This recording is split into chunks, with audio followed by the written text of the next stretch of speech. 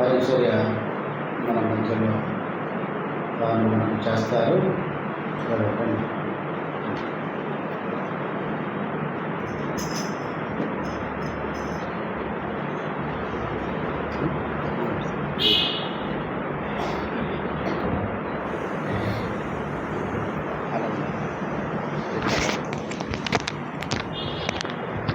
వ్యక్తిగతంగా మనము ప్రభుని ఆరాధించకముందు పరిశుద్ధమైన బైబిల్ గ్రంథంలో నుండి కొన్ని లేఖన భాగాలను చూసుకొని ఆ తర్వాత మనము వ్యక్తిగతంగా ప్రభుని ఆరాధించడానికి ఆరాధనలోకి మనం ప్రవేశిస్తాం. హెబ్రీయులకు రాసిన పత్రిక 12వ అధ్యాయము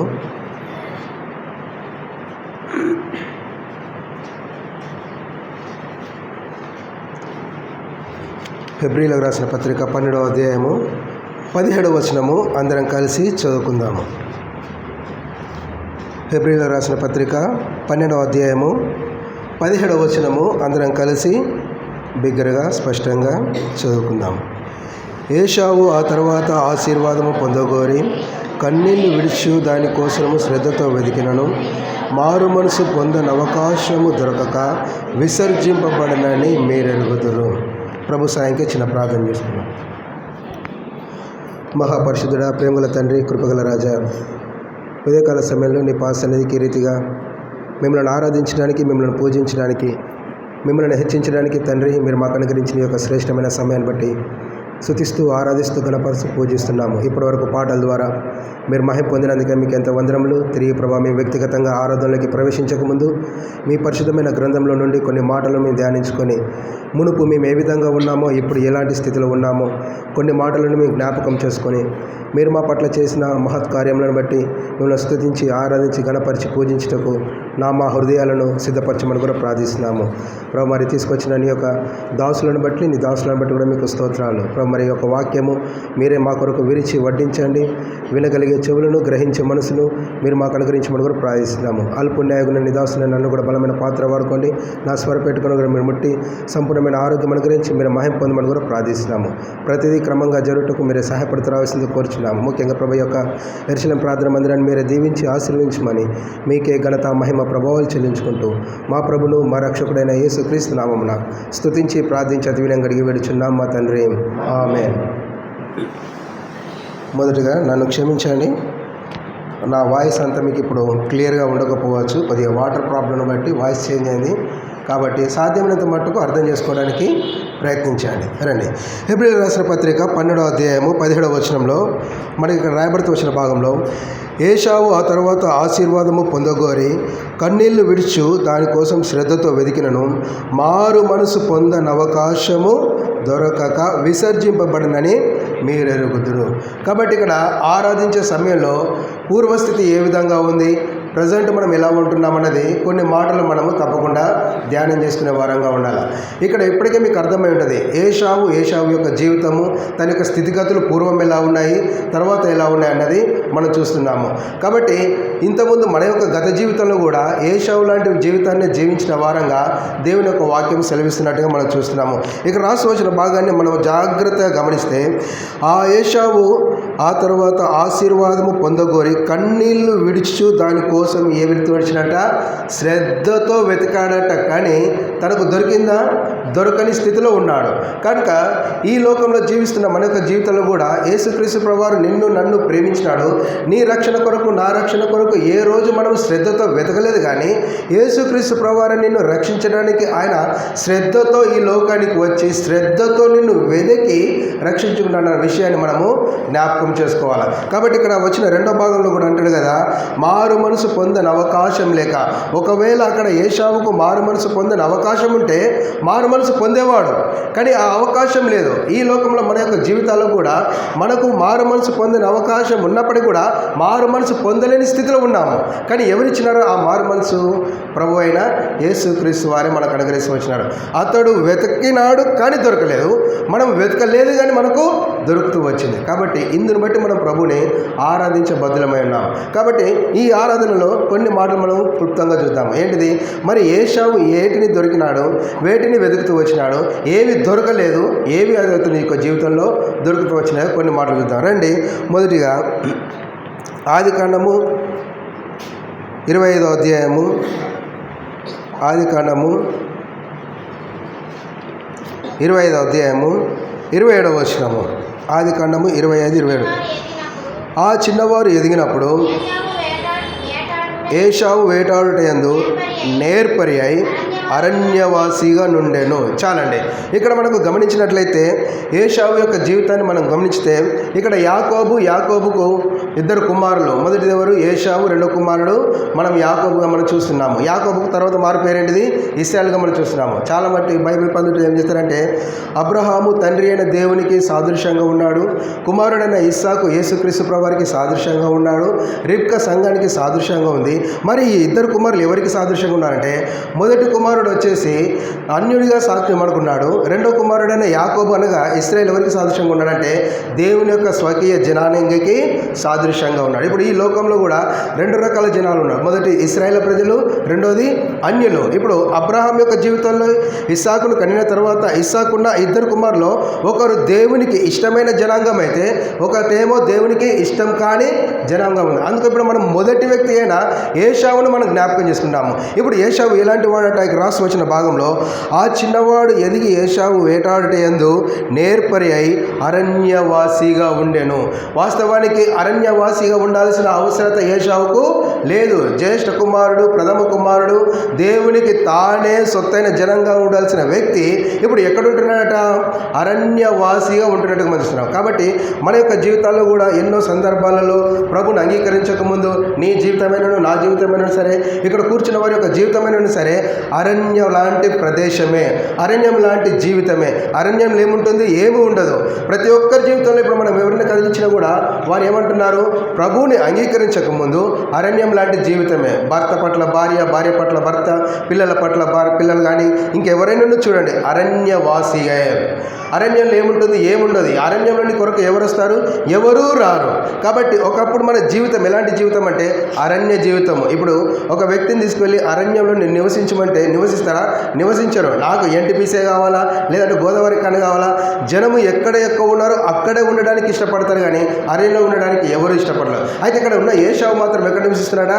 అరణ్యవాసి. ఆయన అక్కడ తిరుగుతున్నాడు. మన యొక్క జీవితాన్ని కూడా మనం గమనించినట్లయితే ప్రభుని అంగీకరించక ముందు ఎలాంటి జీవితాన్ని జీవిస్తున్నామంటే అరణ్యవాసులము. అరణ్యవాసులమైన మనల్ని ప్రభు ఎంతగా ప్రేమించినాడంటే లూకా సువార్త 5వ అధ్యాయము 16వ వచనంలో రాయబడుతూ వచ్చింది. లూకా సువార్త 5వ అధ్యాయము 16వ వచనము తీసిన వారు చదవండి. ఎవరు?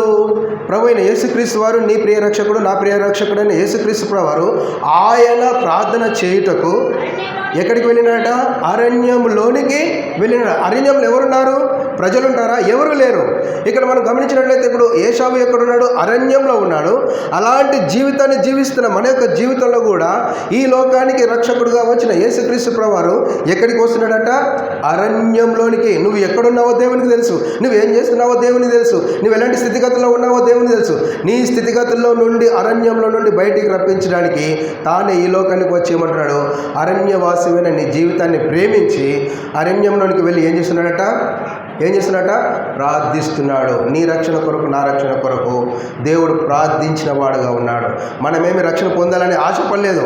ఇందాక మనం చూస్తూ వచ్చినాం కదా, ఏశావు శ్రద్ధతో వెతికాడట కానీ దొరకలేదు. నువ్వు ఏనాడు నీ రక్షణ కొరకు శ్రద్ధతో వెతకలేదు. అయినప్పటికీ నువ్వు అరణ్యంలో ఉన్నప్పటికీ కూడా తానే నిన్ను వెతుక్కుంటూ అరణ్యంలోనికి వచ్చి ఏం చేస్తున్నట? ప్రార్థనాపూర్వకంగా నిన్ను రక్షించుకున్నవాడుగా ఉన్నాడు. కాబట్టి మొదటిగా ప్రభువా, ఒకప్పుడు నేను అరణ్యవాసిగా ఉన్నాను, అరణ్యవాసిగా ఉన్న నా జీవితంలోనికి నీవే ప్రార్థించి నా జీవితంలోనికి వచ్చి అరణ్యం లాంటి నా జీవితంలో నుండి నువ్వు బయటికి తీసుకుని వచ్చి ఇప్పుడు నన్ను ఎక్కడ పెట్టుకు వచ్చినావు? యెరూషలేము ప్రార్థన మందిరంలో నన్ను నిలబెడుతూ వచ్చినావు. అక్కడ ఒక మాట రాయబడలేదు. అరణ్యంలోనికి ఏమంటున్నాడు? కంటిన్యూషన్ అంటున్నాడు. అరణ్యంలోనికి వెళ్ళినాడా? వెళ్ళుచున్నాడా? వెళ్ళుచుండెను. అంటే అరణ్యంలో ఈ లోకంలో ఇంకెంతోమంది ఏశావు లాంటి వారు ఉన్నారు. వారందరినీ వెతుక్కుంటూ ఎవరెక్కడ కొమ్మ చాటున్నారు, ఎవరెక్కడ చెట్టు చాటున్నారు, వారందరినీ వెతుక్కుంటూ ప్రార్థించి ప్రభువా, ఈ కుటుంబం, ఈ వ్యక్తి, ఈ పలానా వ్యక్తి, పలానా సహోదరుడు రక్షణలోనికి రావాలని ఆయన అరణ్యాన్ని అంతా ఏం చేస్తున్నారంటే జల్లడబడుతున్నాడు. ఏశావు లాంటి వారికి ఎక్కడైనా ఉన్నారేమో, ఏశావు లాంటి వారు ఎవరైనా ఇక్కడ కనబడతారేమో అని ప్రార్థన పూర్వకంగా మనల్ని అందరినీ ప్రభు ఏం చేసినాడట? రక్షించుకున్నవాడు. కాబట్టి మొదటిగా మనం ఆరాధించిన మాట, ప్రభు ఏశావు అయితే శ్రద్ధతో తన యొక్క రక్షణను వెతికినాడు, కానీ పొందని అవకాశం లేక విసర్జింపబడను. నేను ఏ రోజు నీ రక్షణ కొరకు నేను శ్రద్ధతో వెతకదను. నీవే ఈ లోకానికి వచ్చినావు, అరణ్యం లాంటి నా జీవితంలోనికి నీవే వచ్చి ప్రార్థించి నన్ను వెతికి రక్షించున్నందుకై ప్రభు నిన్ను స్తుతిస్తూ ఆరాధిస్తున్నానని ప్రభుని మనం స్తుతించి ఆరాధించాలి. రెండో మాటగా రండి చూద్దాం. ఆదికాండము 25వ అధ్యాయము 29వ వచనాన్ని మనం గమనించవచ్చు. ఒకనాడు యాకోబు కలగూర వంటకము వండుకొనిచుండగా ఏశావు అలసిన వాడై పొలంలో నుండి వచ్చాను. మొదటిగా ఏశావు ఎలాంటి వాడు? అరణ్యవాసిగా ఉన్నాడు. మన జీవితం కూడా ఎండుబారిన జీవితము, అరణ్యం లాంటి జీవితం. ఇప్పుడు రెండోదిగా ఏశావు ఎలాంటి జీవితాన్ని జీవిస్తున్నట ఇక రాసి వచ్చినాడు. ఏమంటున్నాడు 29వ వచనంలో, ఏశావు అలసిన వాడై. అరణ్యంలో నీకు ఏం దొరుకుతుంది? ఎన్టీపీసీలో ఉంటే అన్ని దొరుకుతున్నాయి, అన్ని సౌకర్యాలు ఉంటాయి. అరణ్యంలో ఎవరిస్తారు మనకు? మార్ట్స్ ఉంటాయా, షాపింగ్ మాల్స్ ఉంటాయా, ఏముంటాయి? ఏమి లేవు. అందుకే తన యొక్క జీవితము మొదటి ఎక్కడున్నది? అరణ్యంలో ఉంది. కాబట్టి ఎవరు పట్టించుకోలేని స్థితిలో ఉన్నాడు, తిరుగుతూనే ఉన్నాడు. ఈ భూ ప్రపంచంలో, ఈ భూమి మీద మనం కూడా భారతదేశంలో ఈ యొక్క తెలంగాణ ప్రాంతంలో కూడా మనము రక్షణ లేక తిరుగుతూ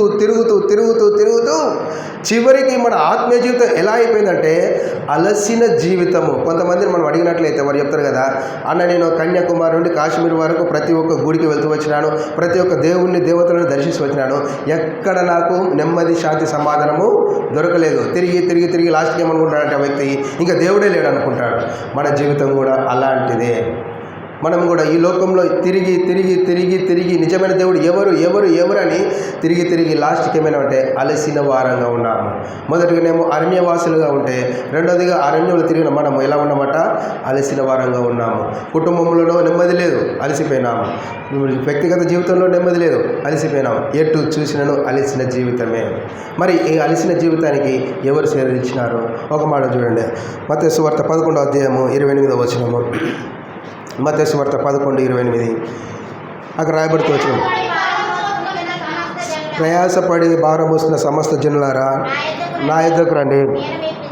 ఏమిస్తున్నాడట? కష్టపడతాన్నాడా? మిమ్మల్ని ఇబ్బంది పెడతాన్నాడా? ఎక్కడున్నాడట? ఏమిస్తున్నాడట? అలిసిన నీ జీవితానికి దేవుడు ఏమిస్తున్నాడు? విశ్రాంతిని ఇవ్వడానికి ఇష్టపడుతున్నాడు. ఈ లోకంలో మనకు ఎవరైనా కానీ నువ్వు ఏం పని చేయకుండా నువ్వు ఊరికనే తిని తాగి పడుకో, నీకు నెల జీతాన్ని ఇస్తానంటే ఎంత మంచి బంపర్ ఆఫరు. ఇంకా దానికంటే ఇంకొక అవకాశమే లేదు. కానీ ఇక్కడ యేసుక్రీస్తు ప్రభువారు ఏదో నువ్వు కష్టపడకూడదని కాదు, కానీ నువ్వు ఆత్మయందు శ్రమ పడుతున్న నీ జీవితాన్ని చూసి, అలిసిన నీ జీవితాన్ని చూసి ఏమంటున్నాడు? ప్రయాసపడి పాపభారం మోసిన సమస్త జనులారా నా యొద్దకు రండి, నేను నీకేమిస్తున్నట? విశ్రాంతిని ఇస్తున్నాడు. ఎందుకంటే మీరు ఏశావు వలె అరణ్యవాసులుగా ఉన్నారు, ఏశావు వలె అరణ్యంలో అలసిన వారుగా ఉన్నారు.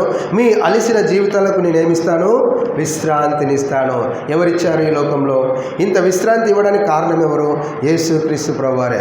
ఒకవేళ నీకు ఈ విశ్రాంతి దొరకకపోతే, ఈ విశ్రాంతి దినమున ఈ యెరూషలేములోకి వచ్చి నువ్వు కూర్చునేవాడవు కానే కావు, కూర్చున్నదానవు కానే కావు. దేవుని యొక్క విశ్రాంతిని పొందుకున్నావు కాబట్టి ఈ యెరూషలేము ప్రార్థన మందిరానికి వచ్చి ఈ విశ్రాంతి దినమున విశ్రాంతితో మనం ప్రభువుని ఆరాధిస్తున్నాం. కాబట్టి మొదటిగా ఆయన శ్రద్ధతో వెతికినాడు ఏశావు, కానీ దొరకలేదు. కాబట్టి మొదటిగా ఎలాంటి వాడట? అరణ్యవాసిగా ఉన్నాడు. రెండోది ఎలాంటి వాడు ఉన్నాడు? అలసిన వాడుగా ఉన్నాడు. మన జీవితం కూడా అదే విధంగా, అదే ప్యాటర్న్, సేమ్ సమతుల్యంగానే వెళ్తుంది. అది అలసిన మన జీవితాలను, అరణ్యవాసులు మన జీవితాలను కూడా అక్కడ ఏం చేసినాడు? అలసిన మన దేహాలను సేద తీర్చడానికైనా ఇష్టపడుతున్నాడు. కాబట్టి మూడో మాట కూడా మనం చూద్దాము. ఆదికాండము 25వ అధ్యాయము 30వ వచనము. ఆదికాండము 25:30. నేను అలసి ఉన్నాను, ఆ ఎర్రగా ఉన్న దానిలో ఎంత దయచేయమన్నాడు? ఎంతనట? విస్తారంగా కాదు, అలసిన ఒక ప్రాణానికి ఒక్క 10 రోజులు ఆకలితున్న వ్యక్తికి మనము ఎంత పెట్టకపోయినా కూడా పీడికడ అన్నం పెడితే చాలు, వానికి అదే ఎక్కువ, వానికి అదే ఎక్కువ. ఇప్పుడు ఏశావు ఎలాంటి స్థితికి వెళ్ళినాడంటే అరణ్యంలో తిరిగి లాస్ట్కి ఎలా అయిపోయినాడు? అలసిన వాడుగా ఉన్నాడు. ఇప్పుడు ఈ అలసిన జీవితానికి, తన యొక్క జీవితానికి నాకు కొంచెం ఉంటే చాలు అనుకుంటున్నాడు. ఎవరు కొంచెం ఉండాలనుకుంటారు?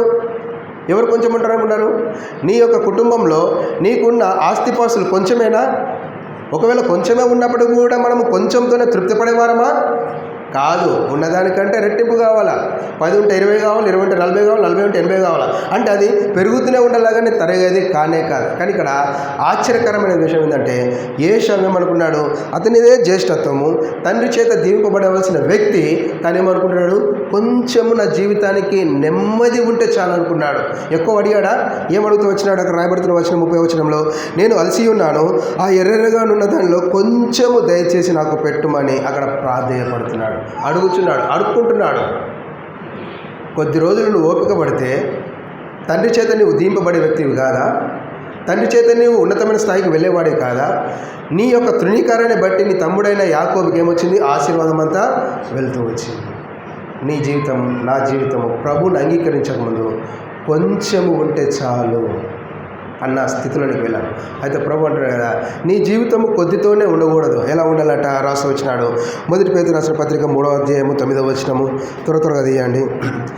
1 పేతురు 3:9.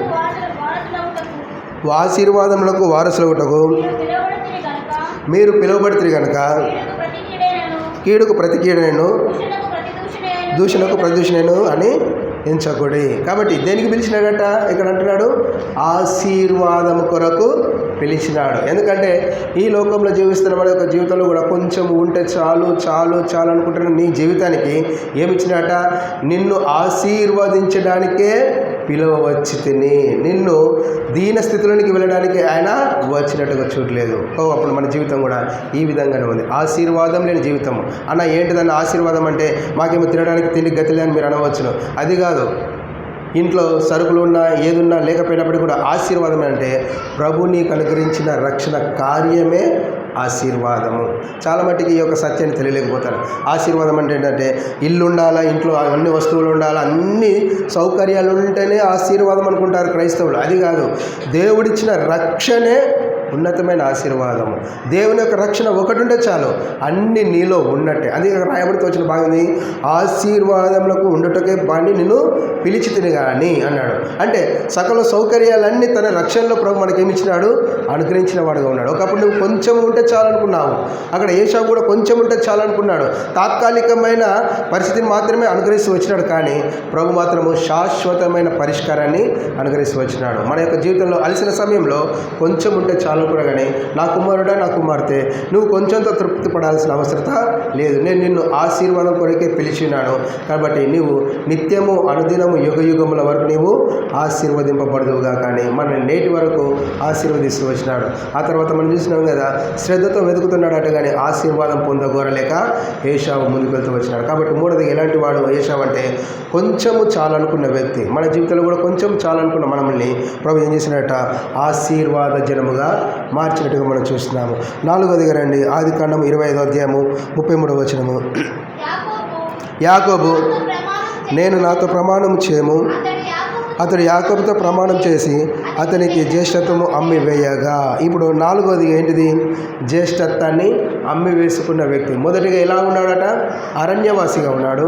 రెండోది ఎలా ఉన్నాడు? అలసిన వాడుగా ఉన్నాడు. మూడోది ఎలా ఉన్నాడు? కొంచెమే చాలు అనుకున్నాడు. ఇప్పుడు 4వది ఏమంటే ఆ ఉన్న కొంచెాన్ని మాత్రం ఏం చేసినాడు? అమ్మి వేసుకున్నాడు. తాగుబోతుల్లో మనం చూసినట్లయితే ఇంట్లో ఎలా చేసించాడు? అమ్మేసుకున్నాడు. ఏది ఇన్కమింగ్ ఉండదు, అన్నీ అవుట్ గోయింగే. అంతే కదా? తాగుతున్న వారి ఇళ్లలో చూడండి, కొంచెము గ్రహింపు ఉంటే పర్లేదు. గ్రహింపు లేని వాడు ఏం చేస్తాడు? ఇంట్లో ఉన్న వస్తువులన్నీ ఏం చేస్తాడు? బయటికి తీసుకెళ్తాడు. కానీ బయట ఉన్న ఒక్క వస్తువు తీసుకొచ్చి ఇంట్లో పెట్టలేడు. అంటే తనకున్న కొంచెమే గుడిసెలోనే ఉంటాడు. కానీ గుడిసెలో ఉన్న కొద్దిగా కూడా తీసుకెళ్ళి ఏం చేస్తాడు? తాకట్టు పెట్టుకొని తాగడానికే ఇష్టపడతాడు. కానీ రక్షణ పొందడానికి కానీ, మారు మనసు పొందడానికి కానీ, కుటుంబాన్ని సరైన విధానం నడిపించడానికి కానీ ఇష్టపడడు. అమ్మడానికి ఎన్నోసార్లు మన యొక్క జీవితంలో కూడా అమ్మి వేయబడిన వారమే. ఏదైనా త్వరలో మనం గమనించినట్లయితే మన ఆత్మీయ జీవితాన్ని మనము అమ్మి వేసుకున్న వారంగా ఉన్నాము. అందుకే రాసి వచ్చిన భాగం కూడా 33వ వచనం కదా, యాకోబు నేడు నాతో ప్రమాణము చేయము, అతడు యాకోబుతో ప్రమాణం చేసి అతని జ్యేష్ఠత్వమును అమ్మివేయగా. ఒకప్పుడు ప్రభు మనల్ని ప్రేమించి తన యొక్క ఆశీర్వాదాన్ని, తన యొక్క జ్యేష్ఠత్వాన్ని మనకిస్తే మనం ఏం చేసినామంటే అమ్మి వేసిన వారంగా ఉన్నాము. ప్రతిదీ అమ్మి వేసుకున్నాము. మన ఆత్మీయ జీవితాన్ని అమ్మి వేసుకున్నాము, మన యొక్క జీవితాన్ని అమ్మి వేసుకున్నాము. చివరికి ఏమి లేని స్థితి. ఏమి లేని స్థితిలో ఉన్న నిన్ను అంతకంతకు ఆయన ఏం చేసి వచ్చినట్టే లేపుతూ వచ్చినాడు. మరి అమ్మి వేసుకున్న మన జీవితాన్ని తిరిగి ప్రభు ఎలా కొనుక్కున్నాడట? రండి ఒక మాట చూద్దాము. 1 పేతురు 1వ అధ్యాయము 19వ వచనము. అమూల్యమైన రక్తము చేత అనగా నిర్దోషములు నిష్కలంకములు గోవుల పిల్ల వంటి రక్తం చేత విమోచింపబడుతున్నవని మీరు ఎరుగుదురు కదా. ఎలా కొనుక్కున్నాడు?